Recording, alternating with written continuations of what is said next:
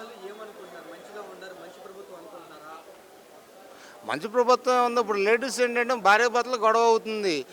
ఆటోలు ఉంటాయి, ఆటోలు డబ్బులు ఇవ్వాల్సి వస్తుంది చెప్పి బస్సు ఫ్రీ అని చెప్పానని భార్య భర్తలు కూడా వచ్చి లేడీస్ ఎక్కి వెళ్ళిపోతున్నారు. చాలా అడ్డగోలుగా ఉంది అది. అడవులు. ఉమ్. ఫ్రీ బస్ పెట్టాం, మహిళలకు మంచి చేస్తున్నాం, డబ్బులు ఆదా చేస్తున్నాం, ఇంట్లో ఖర్చులు కూడా ఆదా చేసామంటారే. ఇంట్లో ఆదా ఎందుకు చేస్తారు? శుక్రవారం ఉంటుంది, బుధవారం ఉంటుంది, 10 రూపాయల అప్పు 20 రూపాయల వడ్డీకి తీసుకుంటున్నారు. వడ్డీకి తీసుకున్న వాళ్ళు బాగానే ఉంటున్నారు.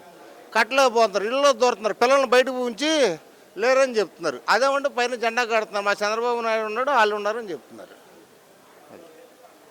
టోటల్గా మంచి ప్రభుత్వం అంటారు, మీరేమంటారు? యాక్చువల్గా చెప్పాలంటే వైసీపీ బాగుంది.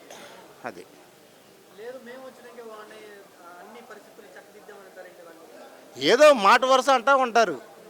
ఏమంటే కుక్కలు ఇటు ఒక 2 కుక్కలు ఇటు 2 కుక్కలు ఎదరబద్దరు ఏమవుతాయి, కొట్టుకుంటా ఉంటాయి.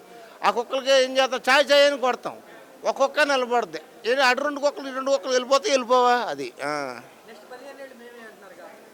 అంటారు మాట వరుసగా, మాట వరుస ఏదో అంటాం, మాట వరుస. ఇప్పుడు నాలుక పెదవిని తడుకు 4 మాటలు మాట్లాడతాం. అదంతా ఒకళ్ళ దాని గురించి ఒకళ్ళ పరిస్థితి ఉంది. జనాలు కూడా వాళ్ళే కావాలని కోరుకుంటున్నారంట కూటమి. ఆ? జనాలు కూడా కూటమి ఉండాలని అనుకుంటున్నారంట, నిజమేనా? ఎందుకు ఇప్పుడు ఎన్నో సంవత్సరం అయింది? ఇప్పుడు 2 ఇయర్స్ అయింది. 3 ఇయర్స్ లోపు వీళ్ళకి వివాదాలు వచ్చేస్తాయి, వాళ్ళే కొడుకు చేస్తారు, ఇదే పార్టీలకు వాళ్ళు వస్తారు. అది వాళ్ళిద్దరి మధ్య గొడవ పెట్టాలని వైసీపీ చూస్తుందని వాళ్ళు అంటున్నారు మరి. వైసీపీ ఏమంద, వైసీపీ ఒకరికి ఏమీ అన్యాయం చేసే వైసీపీ ఏం కాదు.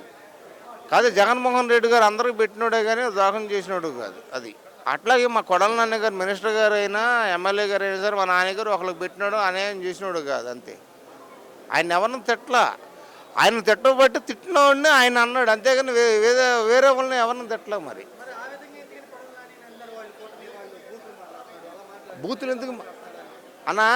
ఇప్పుడు నువ్వు మీడియా అర్థమే కదా, నువ్వు అడుగుతున్నావు, నేను సమాధానం చెప్తున్నా. సమాధానం చెప్పినప్పుడు నన్ను ఒక మాట అన్నావు, నువ్వు మాట అన్నప్పుడు నువ్వు నా మనసులో ఉండవు, నిన్ను తిడుతున్నా కానీ వేరే వాళ్ళని అంటలేదు కదా దాని గురించి.